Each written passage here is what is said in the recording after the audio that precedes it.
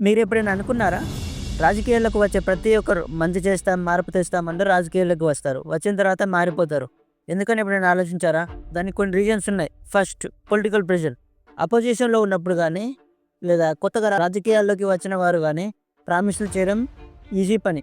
కానీ నిజమేంటంటే, పవర్‌లోకి వచ్చిన తర్వాత పొలిటికల్ ప్రెషర్ ఉంటది. Party high command, caste equation, corporate influence వల్ల మంచి చేసే వాళ్ళని కూడా చేయనివ్వరు. ఒక ఇండివిడ్యువల్ పొలిటీషియన్స్‌కి ఫుల్ ఫ్రీడమ్ ఉండదు. గవర్నమెంట్‌లో ఏ ఒక్క డిసిషన్ తీసుకోవాలన్నా హైకమాండ్ అలో చేయాలి. ఇంకొంతమంది పబ్లిక్ సర్వీస్ కన్నా పర్సనల్ బెనిఫిట్ చూసుకోవడం, మనీ, పవర్ కోసమే రాజకీయాలకు వస్తారు. పొలిటీషియన్స్ ప్రామిస్ బ్రేక్ చేసినా అకౌంటబిలిటీ డిమాండ్ చేయరు.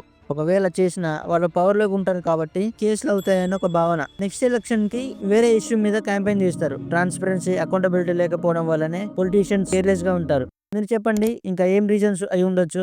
కింద కామెంట్ చేయండి. అలాగే మన ఛానల్‌ని సబ్స్క్రైబ్ చేయండి.